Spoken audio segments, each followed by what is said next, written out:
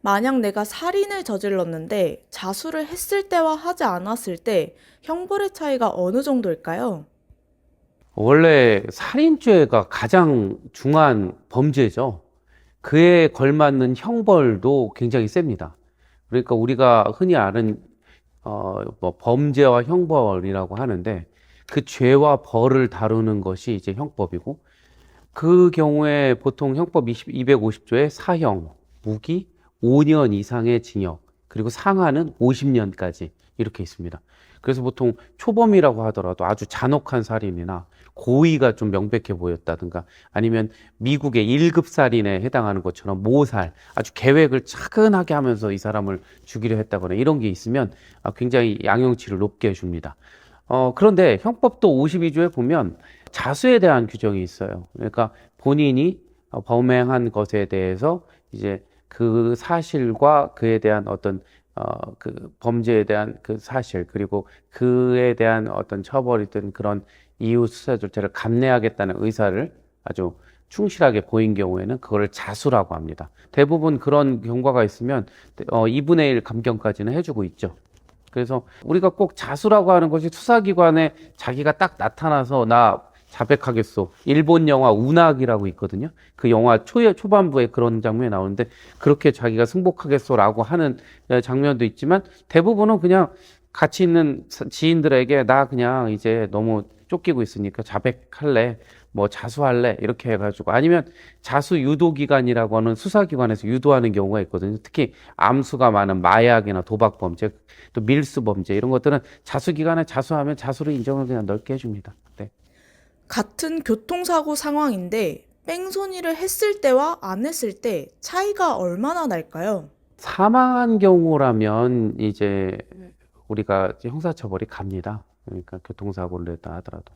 그렇지만 우리나라는 다치게 하는 경우에 대해서는 교통사고 처리 특례법에 따라서 종합보험이 가입된 경우에 그 형사별까지는 진행하지 않거든요. 그렇게 된다면 다친 정도가 아주 약하거나 아니면 굉장히 16주 이상의 어떤 전치 16주 이상의 굉장히 중대한 상해가 있었다고 하더라도 뺑소니 정도가 아니라면 보험으로 처리돼서 그 치료비나 그런 어떤 손해배상금을 주는 걸로 이렇게 마무리가 되죠. 그러니까 형사적인 책임을 면하게 된다는 겁니다. 그런데 뺑소니를 하게 되면 이건 답이 없습니다.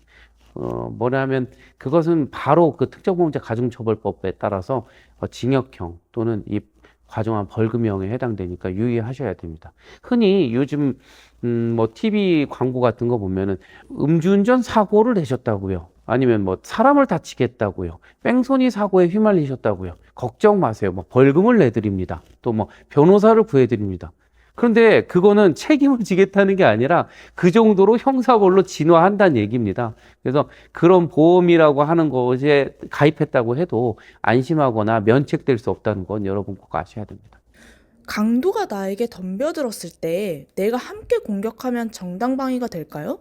그렇죠. 이것은 정말 형사법에 굉장히 오래된 주제입니다. 바로 정당방위라고 하는 건데요. 최근에 어느 여성분이 무죄를 받았죠. 예전에 으슥한 골목길을 가다가 뭐 남자한테 이제 그 겁탈을 당할 그런 상황이었는데 그 남자가 혀를 입에 가까이 대자 그 혀를 물었던 뭐 그런 케이스입니다. 그래서 그 여자는 실제로 그걸로 형사 처벌을 받았던 경우가 있거든요. 그 여성이 그때 주장했던 것이 정당방위를 주장했습니다. 그런데 정당방위에 해당하지 않는다는 판단이 내려졌고 최근에 나온 대법원의 그러니까 재심 사건의 법원 판결에서는 이제 결국 무죄가 내려졌습니다. 바로 형법 21조의 정당방위라고 하는 건데요. 본인이 어떤 상황에 놓였던 어떤 상황이었냐면 누군가 상대방의 어떤 공격 그런 것을 방어하기 위한 적절한 수단을 그 순간에 썼다면 정당방위에 해당합니다. 지금 요건이 세 개죠. 상대방의 어떤 공격의 침입이 있었고 그 다음에 상당한 방법으로 그러니까 밀쳐내든지 아니면 뭐 입을 가까이 대니까 그걸 물어내든지 아니면 뭐 때려서 어떻게 제압을 하든지 그 다음에 그 현재에 해야 됩니다. 그러니까 나중에 지나서 저 사람이 나 예전에 뭐 나를 폭력했지? 대응해야지. 이렇게 해서는 안 된다는 거거든요. 그 요건에 해당하느냐가 굉장히 논란됐던 거고, 다만 그 예전에 그 사건이나 최근에도 논란되는 게 과잉된 방위가 문제가 됩니다. 서로 욕설을 하다가 주먹 다짐을 하게 됐는데 느닷없이 칼이 나온다든가 강목이 나온다든가. 왜냐하면 자기는 체구가 작고 누군가 공격하는 사람의 체구가 커서 대응하기 위해서 했다. 그러면 과잉방위라고 하면 형법 21조 3항에 그 행위가 지나치게 좀 과하다라고 한다면 그것은 형을 감경할 수 있다. 그러니까 그 상해든 폭력이든 이런 것은 꼭 책임을 지도록 하죠. 그래서 우리나라 흔히 대부분의 사람들이 오해하는 게 누군가 나를 때리면 나도 때려도 된다. 뭐 이런 오해들이 있으세요. 그런데 실제로 그렇지 않습니다. 거의 대부분의 사건이 쌍방으로 진행이 되고 형사처벌이 같이 이루어지거든요. 다만 한 5년 전 정도에 이제 경찰청에서 밝힌 정당한 어떤 대응, 정당한 방위, 소극적 방어의 목적인 행위에 대해서는 형사벌하지 않는다는 이런 내용들이 있는데 요거는 표로 한번 보여드리겠습니다. 요 표를 한번 보시면 여러분들이 알 겁니다. 네.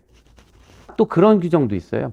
급박한 흥분이나 야간, 공포에서 비롯한 어떤 행위로 말미암아 그런 상황이 벌어졌다고 하면 그것은 굳이 벌하지 아니한다는 면책 규정을 두고 있습니다. 책임을 아예 감면하니까 죄가 없는 거거든요. 그것이 면책적 과잉방위라고 해서 정당방위 그리고 과잉방위, 면책적 과잉방위라고 하는 그 체계가 그렇게 되어 있습니다. 그러니까 원칙적으로 죄가 없다고 판단해 주지만 이거는 죄는 있을 것 같지만 조금 감면해 주겠다. 그래도 정말 좀 심한 상황에서 그 피해자도 나름의 노력을 한 거야. 극도의 흥분이나 공포 상태에서 어쩔 수 없이 한 거야 라고 하면 다시금 면제해 주는. 그러니까 1항과 3항이 이렇게 연결되고 2항 같은 경우에는 책임이 좀 있다. 이런 판단들이 좀 종종 있습니다.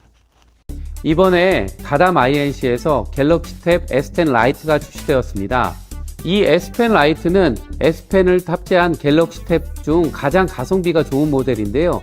11인치의 휴대성과 S펜 활용을 통한 효율성을 동시에 잡아 언제 어디서든 최고의 기능들을 누릴 수 있습니다. 또 요즘 많은 사람들에게 각광을 받고 있는 갤럭시 AI 기능이 탑재되어 있어서 번역, 요약, 글쓰기, 사진 보정 등 스마트 기능도 사용하실 수 있습니다. 선물용으로, 교육용으로, 업무용으로 추천드립니다.